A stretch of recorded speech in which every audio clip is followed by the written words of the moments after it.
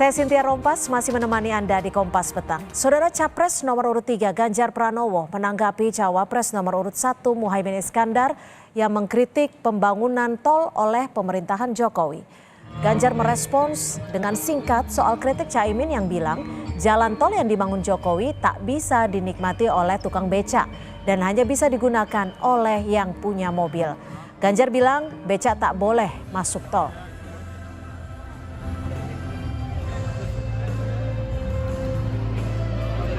Ganjar Caimin sebut tol tidak bermanfaat untuk tukang becak. Kalau Pak Ganjar sepakat atau ada pandangan lain Pak? Perhatian dan kehadirannya pada pagi hari ini. Selamat siang yang lain kalau dan dirgahayu Universitas Gadjah Mada. boleh masuk tol. Makasih.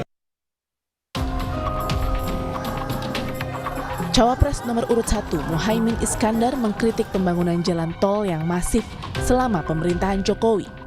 Kata Caimin, meski tukang becak bayar pajak, tapi tukang becak tak bisa menikmati jalan tol. Menurut Caimin, yang seharusnya disediakan pemerintah adalah transportasi umum yang murah dan nyaman. Kemana-mana transportasi publik, transportasi umum harus murah dan enak. Ini kan yang dibangun jalan tol, iya enak bagi yang punya mobil. Kemarin saya ketemu tukang becak. Tukang becak bilang, saya kena pajak, pajaknya dibikin bangun tol, lah kok saya nggak bisa menikmati tol. Putra bungsu Presiden Jokowi yang juga Ketua Umum PSI Kaisang Pangarep berpendapat manfaat jalan tol bisa dirasakan secara tak langsung. Dengan berseloroh, Kaisang bilang justru bahaya kalau becak masuk tol. Ya saya rasa gini ya, sebenarnya jalan tol emang mungkin supir becak tidak bisa menggunakan itu secara langsung, maksudnya menggunakan becaknya. Tapi kan di satu sisi sebenarnya kayak bahan-bahan makanan itu kan logistik itu sebenarnya banyak yang lewat jalan tol sebenarnya dinikmati juga gitu. Kalau saya rasa kalau becak masuk jalan tol malah bahaya. Bahayanya kenapa nih Mas? Bahaya gimana nih? Bahaya jalan tol kan mobilnya cepat-cepat semua. Senada dengan Kaisang, tangan kanan Presiden Jokowi di Istana Mensesnek Pratikno menjawab kritikan Caimin dengan menyebut jalan tol bukan untuk becak. Pratikno bilang selain jalan tol untuk konektivitas logistik, jalan desa juga dibangun hingga pelosok. Tapi memang tol bukan untuk tukang becak gimana kok? Tapi kalau secara ekonomi berdampak pada semua lapisan masyarakat ya Pak? Konektivitas kan, konektivitas. Kalau nggak kan logistik kita jadi mahal sekali. Jadi kan memang konektivitas itu efisiensi logistik ya, tapi juga rasa keadilan. Lu coba bayangin nggak ada tol, macetnya kayak apa kita? Ada tol aja masih macet ya. Ya, bahwa itu semuanya harus lengkap lah. Kan ada bukan hanya tol besar kan, sampai jalan desa kan juga dibangun melalui dana desa. Caimin mengkritik pembangunan jalan tol di acara silaturahmi pimpinan Majelis Taklim se-Kabupaten Bekasi hari Senin. Menyoroti masyarakat yang minim pendapatan, Caimin menyebut pemerintah punya tugas memberi sarana agar masyarakat punya pekerjaan produktif dan tabungan. Untuk itu diperlukan biaya kesehatan dan transportasi yang murah. Tim Liputan Kompas TV.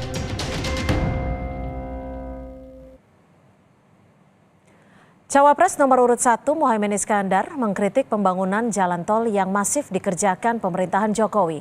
Caimin menyoroti isu ketidakadilan karena tak semua kalangan bisa menikmati jalan tol.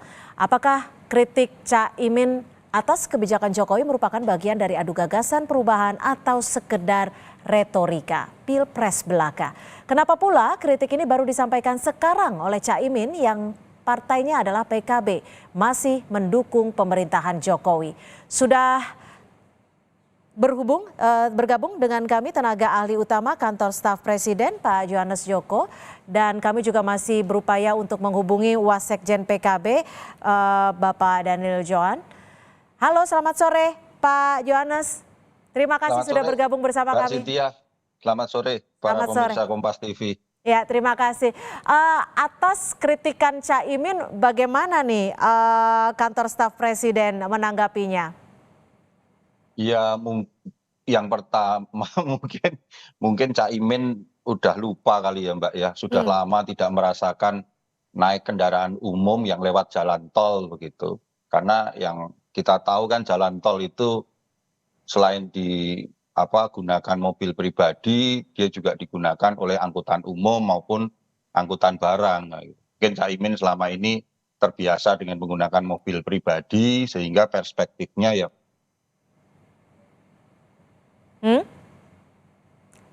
itu yang pertama begitu.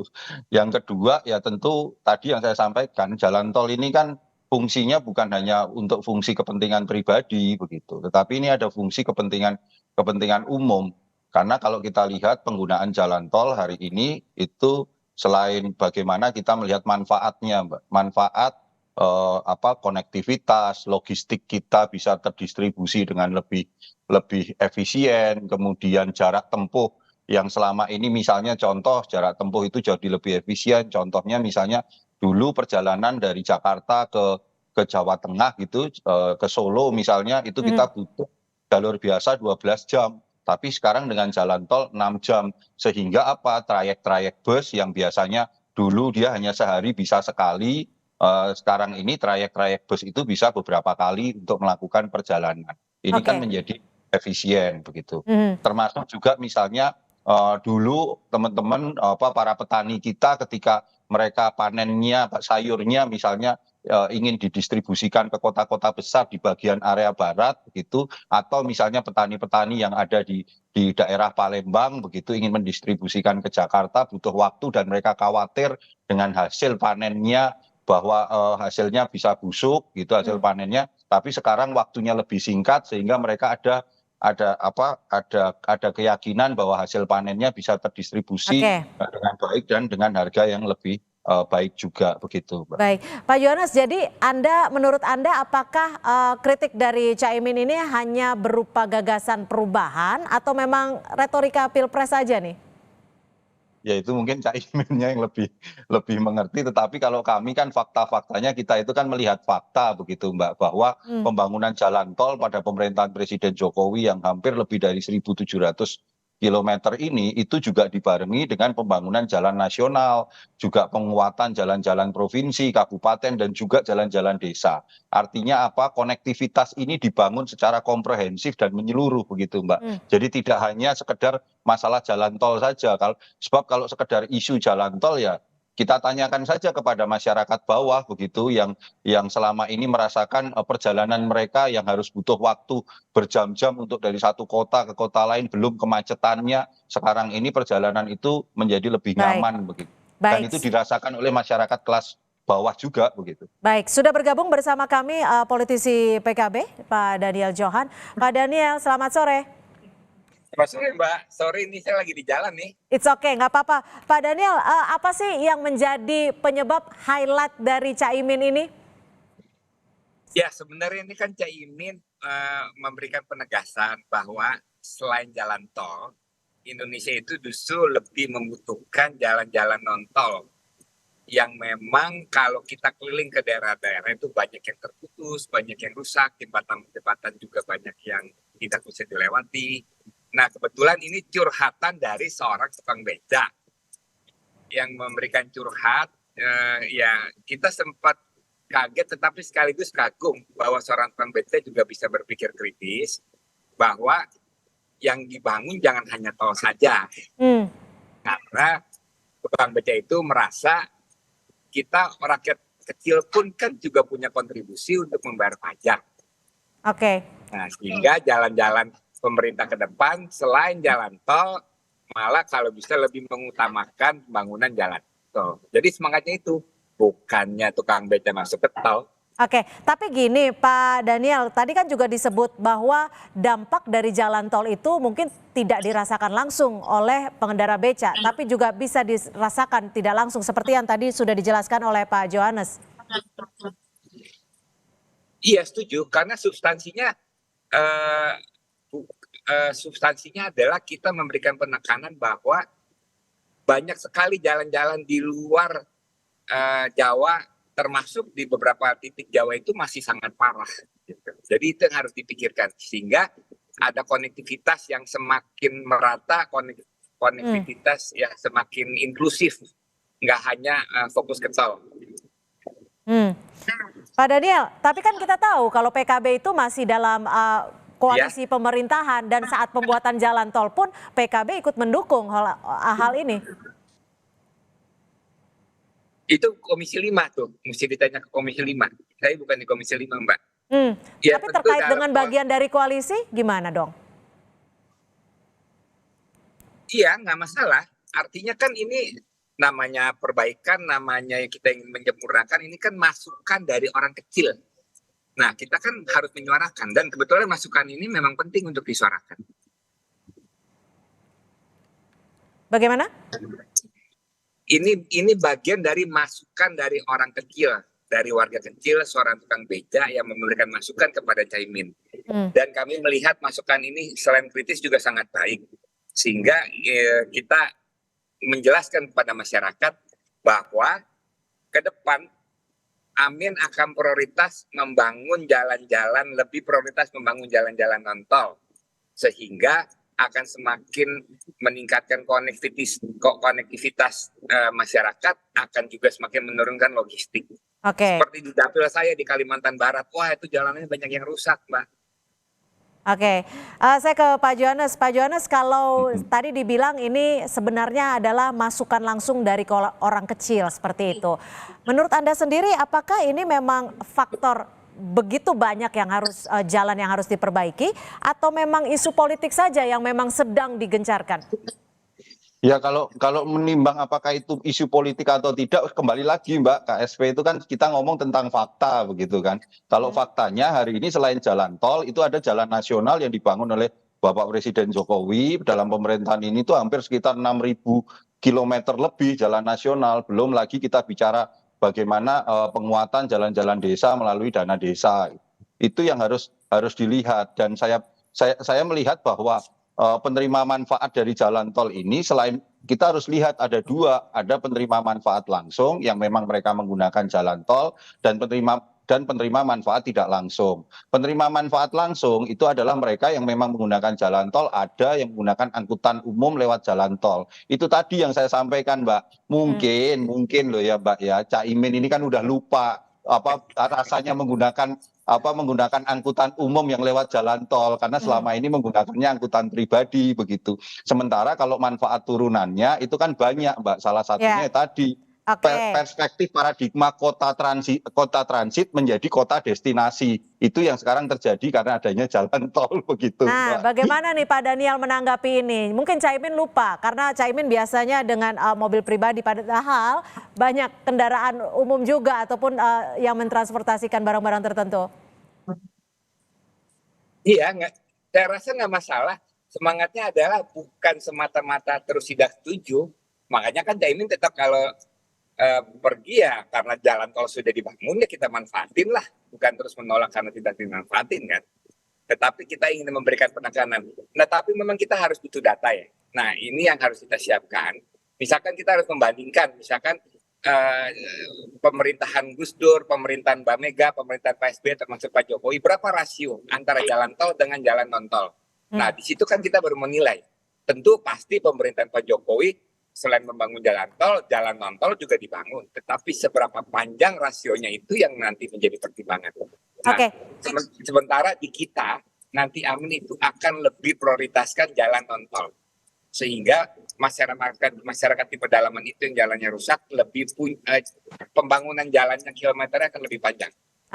Pak Daniel, tapi apa sih yang menjadi penyebab jalan tol ini yang di-highlight? Apakah memang ini salah satu bentuk retorika yang ingin diserang kepada Jokowi, atau memang untuk menyesuaikan market audience yang jadi target kampanye?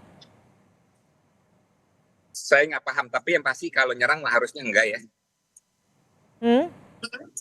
Kalau nyerang harusnya enggak, karena kita bukan semangat menyerang, tetapi ini semangat untuk perubahan yang akan dilakukan oleh Amin, salah satunya adalah kebijakan dalam rasio jalan.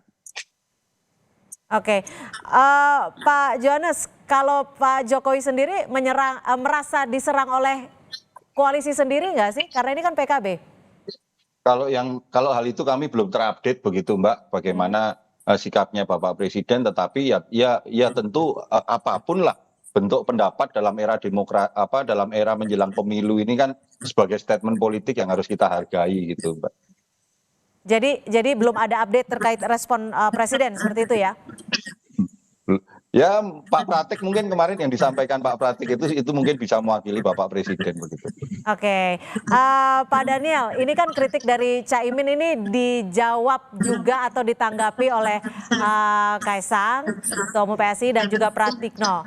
Bagaimana Anda membaca hal ini? Ya nggak masalah, kan saling merespon, saling memberikan pendapat itu baik, ada dialog kan. Nggak satu arah gitu, sehingga juga masyarakat kan bisa menilai. Oke, lalu nanti apakah ini akan menjadi bahan yang akan disampaikan juga saat debat hari Jumat nanti? Kemungkinan, karena toh ini sudah diangkat kan, saya rasa akan juga ada pertanyaan itu dan mungkin juga Caimin akan menjelaskan, karena salah satunya kan mengenai infrastruktur. Oke, Pak Daniel, ini kan sebenarnya tadi Anda menyebutkan bahwa ini adalah masukan dari rakyat kecil yang tidak merasakan dampaknya langsung. Tapi kalau dilihat dari survei, faktor kepuasan kepada pemerintahan Jokowi, pembangunan Jokowi ini juga masih tinggi. Bagaimana Anda merespon ini? Ya bagus, karena kita juga melihat itu sebagai hasil kan. Tetapi kan yang kita sampaikan itu merupakan keyakinan kita jalan perubahan dalam konteks bukan meniadakan yang sudah ada atau apalagi yang sudah baik, apalagi menghancurkan yang sudah baik, tapi meneruskan dan memperbaiki, menyempurnakan sehingga semakin kati apa yang menjadi harapan masyarakat. Oke, Pak Johannes melihat pro kontra dan juga respon dari masyarakat tentang pembangunan jalan tol ini bagaimana? Ya sejauh ini dari apa yang kami terima begitu, kami turun ke lapangan, kami juga berdialog dengan masyarakat, termasuk juga data-data dari berbagai lembaga survei ekonomi, bahwa memang adanya jalan tol ini, apalagi yang dikebut oleh Bapak Presiden, itu mampu betul-betul menjaga pertumbuhan ekonomi kita, apalagi di situasi pandemi, dan juga mampu membangkitkan daya saing berbagai wilayah dan juga perkembangan wilayah-wilayah, sehingga semakin sekarang banyak wilayah-wilayah yang daya saingnya kuat, kemudian mobilitasnya itu yang dulu mobilitas itu selalu padat, misalnya kalau jalan tol Trans Jawa di Jawa itu selalu wilayah barat, sekarang sudah mulai ada pemerataan mobilitas begitu Mbak. Inilah sebenarnya yang harus menjadi titik tekan dari apa yang disampaikan oleh Bapak Presiden, dan kenapa tol Trans Sumatera juga terus diupayakan, yaitu adalah pemerataan pembangunan Indonesia sentris. Baik, terima kasih Yohanes Joko, tenaga ahli utama kantor staf Presiden, dan juga terima kasih Daniel Joel, politisi dari PKB, sudah bergabung bersama kami di Kompas Petang. Selamat Janas. Terima kasih.